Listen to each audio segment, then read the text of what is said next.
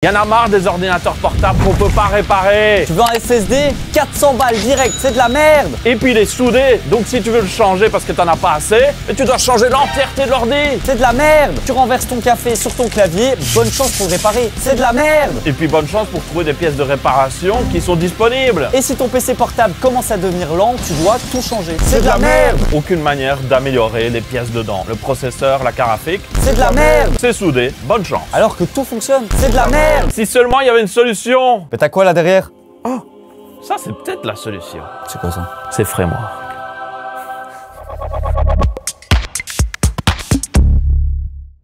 Le concept du Framework, c'est ça. C'est un PC portable modulaire que tu assembles comme une tour de PC gamer. Franchement, moi déjà j'adore le concept, le fait qu'on puisse avoir des composants directement qu'on peut enlever, remplacer. En fait, on peut littéralement chipoter dans le PC portable. Et ce qui est incroyable dans tout ça, c'est qu'on peut entièrement configurer le Framework. Toi, tu as fait ta petite config, quoi. Ouais.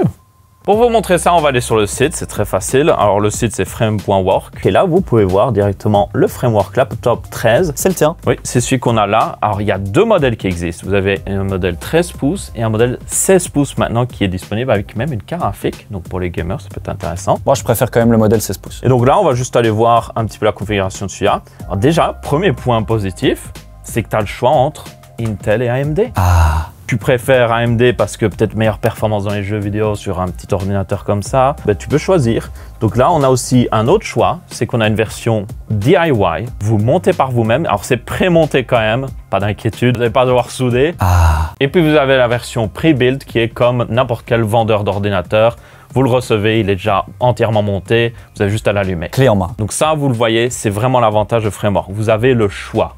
Tu veux un petit peu plus mettre la main dans la pâte et avoir une petite réduction, tu peux le faire. Tu veux du Intel, tu veux du AMD, tu peux le faire. En fait, tout ce qu'on n'a pas sur un PC portable classique, on l'a avec Framework. On a le choix de tout modifier. Donc là, si on choisit AMD, on va refaire un peu la même configuration. Ça permettra d'illustrer aussi un petit peu le prix. Nous, on a un 7840U avec l'écran 2,8K. C'est le meilleur écran qu'ils ont sorti. Ça, c'est un autre avantage. Le premier Framework avait un écran un petit peu moins bon.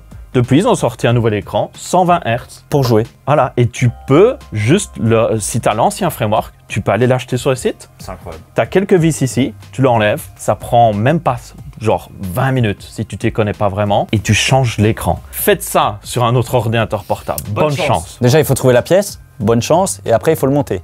Bonne chance. Ensuite, là, on a le choix de la RAM. Et ce qui est bien, c'est que si tu ne veux pas la RAM qu'ils te fournissent avec, tu peux dire, je vais apporter ma propre RAM. Ça, c'est incroyable. Voilà. Parce que la plupart des autres constructeurs nous obligent de choisir la RAM, ce qui est logique. Mais moi, je peux aussi apporter une RAM qui est peut-être plus rapide, de meilleure qualité. Peut-être moins cher. Voilà, j'ai de la Kingston Fury, donc j'ai payé moins cher. Elle est plus rapide et j'ai pu choisir la configuration que je voulais. Ensuite, on a le SSD. Exactement la même chose. Vous pouvez prendre... Ils ont quand même des bons Western Digital Black. C'est une très bonne marque, il n'y a pas de souci. Et les prix, franchement, ça va. Hein. Bon, un Tera, normalement, ça coûte 80 €. Il y a un peu de marge, c'est normal, mais ça va encore. Ils se font un petit peu de marge. Ça, on va être honnête. Forcément, ils se font un petit peu de marge. Mais on est très loin des prix des autres marques et surtout très loin des prix Apple qui sont abusés. Donc, tu peux faire aucun. Moi, j'ai mis mon propre SSD. On a un Lexar ici qui est très bon, qui est très efficace au niveau énergétique d'ailleurs pour les ordi portables. Windows, même chose.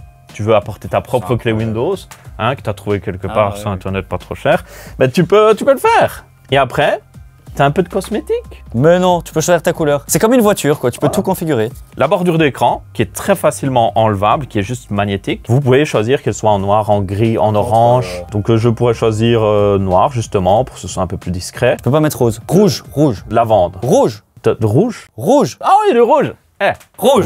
Rouge. Rouge. Après ça, on a le choix du clavier. Et là, autre avantage de Framework, c'est si vous aimez bien le clavier, je sais pas moi, anglais, vous pouvez le prendre. Si vous aimez le clavier, je sais pas moi... Oh, il y a le clavier belge. T'as même un clériso. T'as suédois. T'as espagnol. Slovénie, portugais. Voilà, pour les portugais qui nous regardent. Hola.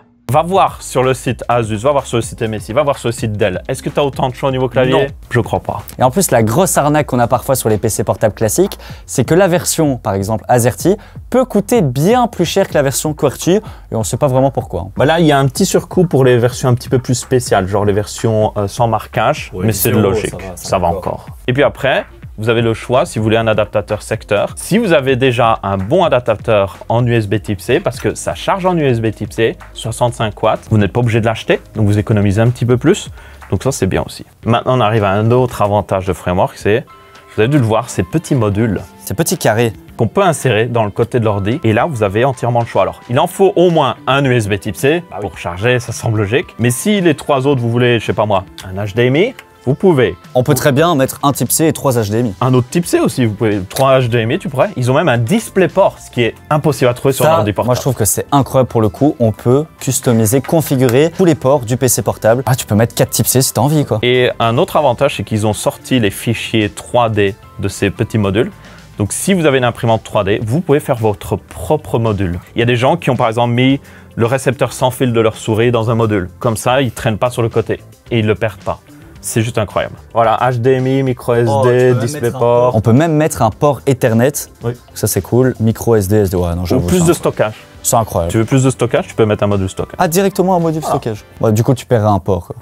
Donc du coup, on peut monter le PC portable soi-même. On peut littéralement changer des composants. Si on est amené à évoluer certains composants, on peut le faire. Et surtout, le réparer. Parce qu'une fois que tu l'as monté, tu sais comment le démonter et tu sais comment le réparer. Mais par contre, j'avoue que ça fait un peu peur, quoi. Quelqu'un qui se connaît pas du tout, moi, quand je vois ça, je me dis que ça fait un peu peur. Pas d'inquiétude en réalité, parce que si vous regardez, il y a des QR codes littéralement sur chaque composant. Le refroidissement, les modules ici, la batterie aussi. Vous avez même un petit QR code sur le module de la caméra. Et si vous suivez ce QR code, vous allez finir sur un tuto qui vous dit « Hey, voilà comment remplacer cette pièce ». En plus, Aurélien, ce que tu m'as dit, c'est que tout était hyper simple. Il n'y a pas de vis spécifique où il ne faut pas forcément un fer à souder ou un outil particulier. Tout est vissé normalement. Ils vous fournissent le tournevis d'ailleurs. Et vous pouvez le voir, même l'écran ici est juste vissé en place. Beaucoup de constructeurs utilisent de la glu.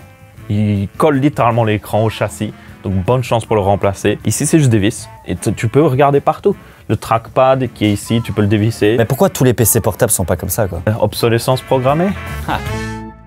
Le fait de pouvoir tout réparer comme ça ici dans ce PC portable, c'est hyper utile. Si jamais on a le clavier ou même la batterie qui se met à être défectueuse, on peut simplement la remplacer et soi-même. Tandis que sur la plupart des autres PC portables, bonne chance. La plupart des gens s'en débarrassent juste et niveau écologie et même économique, c'est pas foufou. Imaginez vous remplacer un ordinateur juste parce qu'il y a une pièce à 100 € qui est cassée. C'est juste stupide. Ce serait comme jeter votre voiture parce que vous avez cassé le pare-brise. Ce serait incompréhensible. Petite mise en situation, vous avez le ventilateur qui fait du bruit, vous voulez le remplacer. Oh non. Vous prenez juste votre caméra. Donc là, je vais juste aller par-dessus le QR code. Je scanne le QR code. Et là, j'arrive sur le guide de remplacement du dissipateur thermique et du ventilateur. Et ça en français en plus le guide, c'est pas en anglais. Et là, vous avez toutes les instructions sur comment faire. Vous devez faire ci, vous devez faire ça. Et étape par étape, il y a même le temps estimé. Et si vous avez besoin d'une pièce, toutes les pièces sont disponibles sur le site. Donc là, tu vois, tu as la carte Wi-Fi, tu as un adaptateur pour... alors ça, c'est le framework laptop 16, justement. Et tu aurais le heatsink. Tu peux acheter le refroidissement, regarde. Là, 45 €. Voilà, ça c'est la version Intel, puis tu as une autre version, encore un autre Intel. Et là, c'est 25 € les charnières. Là, on a la batterie qui est à 109 €, ça c'est celle du 16. T'as même le châssis vide. Oh, c'est incroyable. Imaginons tu fais tomber ton framework, ce qui arrive très souvent avec les PC portables. Tu peux changer le châssis. Ah, moi, je suis surpris. Je suis content. Je sais même plus comment on dit. T'as toutes les pièces disponibles, t'as aussi les bordures d'écran, tout ça. Tout est disponible. Chaque pièce que vous aurez besoin dans cet ordinateur est disponible sur leur site et vous pouvez le remplacer facilement. Vous pouvez réparer votre PC portable. Qui l'eût cru? Qui l'eût cru? Et si dans 3 ans, imaginons, on voulait changer de processeur parce que votre PC portable est trop lent, c'est tout à fait possible. Il nous propose des upgrades, des améliorations. Alors, il faut attendre qu'il y ait un nouveau processeur, mais on pourrait passer par exemple sur un Ryzen 9 beaucoup plus puissant. Oui, c'est tout à fait possible. Là, il y a des kits avec Intel si je suis pas content avec AMD. Et ce qui est bien en plus, c'est si vous enlevez la carte mère, vous pouvez la mettre après dans un petit boîtier. Vous pouvez même imprimer en 3D vous-même, qui vous permet d'utiliser en dehors du châssis. Donc, c'est pas perdu, c'est pas gâché. Vous pouvez le donner à quelqu'un qui a besoin d'un petit ordinateur.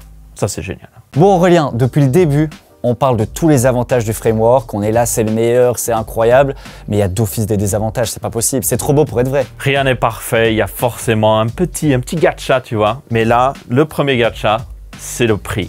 Le framework laptop 13 en particulier va coûter en général 500 à 600 € plus cher qu'un ordinateur Ultrabook similaire. C'est énorme, 600 €. C'est énorme. Tu peux le voir comme un investissement, de te dire que ça tient plus longtemps dans le futur. Tu peux remplacer facilement les pièces parce que tu pourrais prendre un autre Ultrabook Mais l'autre Ultrabook, s'il meurt dans 5 ans, tu peux pas changer les pièces, tu vois. Ça dépend. Ouais, mais 600 € en plus, honnêtement, moi je prends directement un PC portable gamer avec une carte graphique. Ou peut-être un MacBook, même si tu peux pas changer les pièces, c'est parmi les meilleurs ordinateurs vraiment portables. Parce que tout le monde n'a pas besoin d'un ordinateur avec une carte graphique. Après, il faut rappeler que c'est une entreprise qui est beaucoup plus petite que des entreprises comme Asus, Dell, HP, etc. Donc peut-être que dans quelques années, on aura des prix vachement intéressants. C'est clair qu'ils sont encore très jeunes dans le milieu et ça est aussi le deuxième désavantage ici. Est-ce qu'ils vont durer dans le temps? Est-ce que dans 5 ans, Framework existera toujours? Est-ce qu'ils vont pas faire faillite parce qu'il n'y a juste pas assez de gens qui achètent leur ordinateur? Et du coup, on pourrait plus acheter les pièces. Oui, plus de pièces et on perd l'avantage principal de Framework. Mais par contre, vous pourriez dire qu'un des avantages d'un ordinateur modulaire, c'est peut-être qu'il est plus lourd ou qu'il est moins fin que d'autres ordinateurs, mais pas vraiment. Regardez, il est très fin, il est très léger, il fait à peine 1,3 kg. Donc ça montre que les constructeurs d'ordi portables peuvent le faire. Si une petite entreprise comme Framework a réussi à le faire, pourquoi les gros constructeurs tels que Dell, HP, Asus ne le font pas aussi? Ouvrez les yeux. Imaginons que votre MacBook est défectueux, eh ben vous pouvez juste en racheter un, quoi. Tout est soudé dessus et après l'entreprise est en mode l'environnement c'est important pour nous, ça n'a aucun sens. Un autre point que vous pourriez dire que vous allez faire des sacrifices, c'est les performances, et là, pas du tout. Ici, on a un Ryzen 7 7840U et il utilise le même GPU intégré, il faut savoir, que la ROG Ally et toutes les autres consoles un peu portables comme ça. Et vous pouvez jouer à des jeux sans trop de problèmes. Évidemment, peut-être pas en 4K ou autre chose, mais c'est tout à fait possible. Surtout que les APU, donc les processeurs avec une partie graphique intégrée, sont de plus en plus performants. Quand on voit chez AMD le dernier AI Max Plus, on peut faire tourner des jeux même en 1440p, alors pas à 140 fps, mais ça tourne. Oui, on a fait une vidéo d'ailleurs lors du CES où on montre un ordinateur qui utilise un de ces APU, si vous voulez voir. Alors même si les performances sont bonnes, et on va illustrer ça un petit peu après, il y a aussi un dernier désavantage avec Framework, c'est que comme c'est une plus petite entreprise, ils mettent un peu plus de temps à avoir les dernières technologies. Donc par exemple, les derniers processeurs qui sont sortis de chez AMD et Intel ne sont pas encore disponibles sur le Framework. Vous avez seulement la génération d'avant, qui est toujours très bonne, mais voilà, vous avez un petit sacrifice ici. Il y a aussi le problème que Framework veut absolument avoir des ordinateurs modulaires. Les derniers processeurs d'AMD et de Intel sont moins modulaires. La RAM est soudée directement dessus. Aïe, aïe, aïe. Donc ça bafoue un petit peu leur principe et je pense qu'ils ne vont pas supporter ces processeurs pour ça. C'est la fin de Framework. Non, c'est pas la fin. Il y a quand même d'autres processeurs qui vont sortir avec de la RAM non soudée. Ça arrive, ils ont été annoncés lors du CES, donc normalement cette année-ci devrait avoir des nouvelles cartes mères et tout ça qui sortent. Mais nous, ce qu'on veut maintenant, c'est du concret. On veut voir les performances de ce PC portable Framework. Alors, vous pouvez très bien comparer avec votre PC chez vous. On va utiliser le logiciel Cinebench pour calculer la puissance directement du processeur. On va lancer un Cinebench donc en multicœur pour voir quel score on va avoir et surtout voir si le PC est bridé. Et là, c'est rapide, hein, franchement. Vous avez 8 cœurs, 16 threads.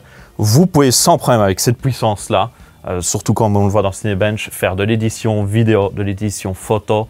Il n'y a pas de souci. Le benchmark vient de se terminer et on a 13 732 points, donc ce qui est juste énorme sur un laptop. D'ailleurs, on peut le comparer à un Threadripper, donc deux PC fixes, et on voit qu'on est juste en dessous. Donc franchement, niveau performance, vous n'êtes pas du tout bridé ou quoi que ce soit. Vous pouvez clairement faire pas mal de choses. Comme j'ai dit, édition photo, vidéo et tout ça, ça passera nickel, sans problème. Et en plus, Framework a bien fait ses devoirs parce qu'il est bien refroidi quand même. Parce qu'un ordinateur portable avec le même processeur, en temps normal, aura un score de 13 500. Là, on est un petit peu au-dessus, donc il est mieux refroidi. Et vous pouvez comparer, c'est Cinebench R23, c'est disponible, c'est gratuit comme bench pour tester un petit peu. Ce que j'ai envie de voir maintenant, c'est en jeu, en gaming, est-ce qu'on peut jouer avec un framework? Sans problème. Comme j'ai dit, on a le même GPU que dans la ROG Ally et les autres un petit peu consoles similaires. Donc vous pouvez jouer à pas mal de jeux en restant raisonnable. À 240 Hz. Non, quand même pas 240 Hz. Mais tu peux jouer à plus de 60 FPS dans pas mal de jeux AAA si tu diminues un petit peu les paramètres graphiques. Donc c'est pas une expérience digne d'un ordinateur portable gaming, mais ce n'est pas un ordinateur portable gaming. Tenez-en compte. C'est parti, on a lancé Satisfactory sur le framework. Alors pour l'instant, ça a l'air de tourner. D'ailleurs, on sent que le PC portable est en pleine charge, quoi. Ça souffle clairement, mais par rapport à d'autres ordinateurs de cette taille-là, des Ultrabooks de 13 pouces assez fins, c'est à peu près le même niveau de bruit. Je dirais même que Framework gère quand même assez bien le profil du ventilateur. Et c'est pas un ventilateur qui fait un bruit désagréable non plus. Donc là, on est en 1440 par 960 pixels. On a à peu près tout en médium, ce qui est pas trop mal. C'est un jeu Unreal Engine 5, il faut le savoir. Donc c'est quand même un jeu pas mal, gourmand, assez beau aussi. On a AMD FSR engagé quand même aussi. Et là, Bon, on est pas mal, hein. Température CPU, il est à 73 degrés. T'as beaucoup d'ordi ultrabook comme ça, tu seras à 90 degrés déjà. Hein. Je vois qu'on est entre 60 et 70 FPS, donc c'est tout à fait jouable. Après, on n'est pas sur un PC portable gamer, mais il existe la version 16 pouces sur Framework avec une carte graphique dédiée et on aurait alors là beaucoup plus de performance. Oui, alors il utilise une carte graphique AMD. C'est une 7700 si je me souviens bien, qui est à peu près au niveau de puissance qu'une RTX 4060 mobile. Ce qui est pas trop mal, mais encore une fois, même la version 16 pouces a le même problème que la version 13 pouces. C'est plus cher que des ordinateurs similaires. Beaucoup plus cher. Donc, vous avez des avantages d'un côté et vous avez des désavantages de l'autre. Mais moi, ça me conviendrait, tu vois. Toi, tu pourrais jouer comme ça des heures. Oui, toi, tu as ce petit ordi dans ton sac à dos, pas trop lourd. Par contre, si je fais ça, ça lag. Ah ben là, oui, tu l'as mis sur batterie. C'est comme la roguelike, quoi. Il se met en mode, je pense qu'il diminue un petit peu à 30 FPS. Oh, en vrai, regarde, il est en train de repartir. C'est parce qu'il a changé son profil, c'est bon. Il est un peu plus bas, il est un petit peu plus bas. Ça marche, hein, même sans câble.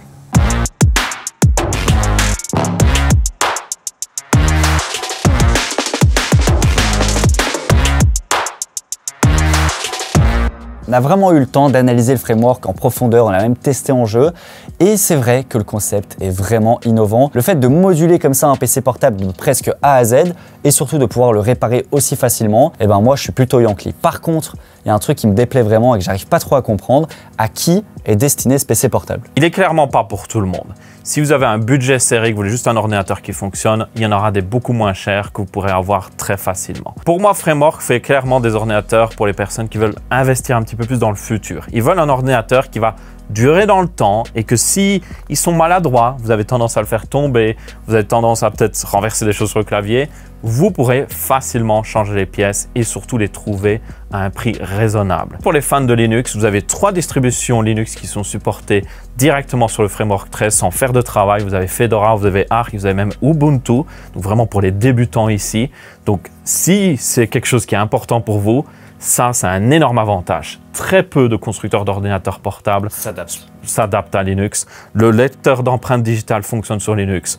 Les drivers sont directement trouvés pour la version AMD en tout cas. Le clavier également, tout fonctionne sur Linux. Ça fonctionne parfaitement. Le trackpad aussi, c'est une très bonne expérience. Donc là, c'est un deuxième groupe qui serait très intéressé par la proposition de Framework. Un troisième public qui pourrait être intéressé, c'est les bidouilleurs et même les apprentis bidouilleurs. Parce qu'on l'a vu, avec tous les tutos qui existent, tous les QR codes que vous pouvez juste scanner, cet ordinateur est très facile à assembler et très facile à juste changer des pièces. Donc si vous aimez faire ce genre de choses et que vous êtes prêt à payer un petit peu plus cher, ça peut être parfait pour vous. Si vous voulez changer la carte mère dans 3 ans vers les derniers processeurs, vous pourrez le faire pour beaucoup moins cher que juste racheter un nouvel ordinateur portable. Et un quatrième cas d'utilisation que je verrais bien, c'est si vous voulez donner un ordinateur qui dure dans le temps à peut-être vos parents, votre grand-mère ou autre, vous voulez être sûr que ça va tenir et que vous pourrez changer des pièces parce que on sait très bien, les personnes qui sont habituées à un ordinateur, si vous leur changez quelque chose, ils sont en mode « Non, j'aime bien l'ordinateur que j'avais depuis 10 ans, même s'il est trop vieux. »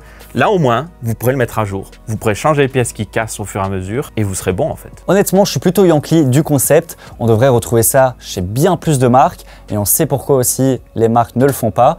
Par contre, je suis pas vraiment Yankee du prix. Je trouve que c'est beaucoup trop cher pour tout simplement ce genre de produit, c'est pas du tout abordable. Selon moi, il devrait peut-être aussi travailler sur un modèle 15 pouces avec un châssis en plastique qui serait beaucoup plus abordable. Ici, on est sur un ordi qui vaut quand même 1600 €. Si vous avez des specs à peu près potables, c'est un investissement. Donc peut-être un ordinateur portable en dessous de 1000 € qui pourrait s'ouvrir à un plus grand public et travailler peut-être aussi avec des grands distributeurs pour que les gens puissent le trouver en magasin. Là, ce serait juste le futur du PC portable. Dans tous les cas, Framework fait vraiment bouger les choses. On peut dire qu'ils ont mis un coup de pied dans la fourmilière et j'espère que d'autres marques vont s'inspirer et se bouger un petit peu les fesses. Apple, vous regardez, hein? Voilà. Prenez exemple.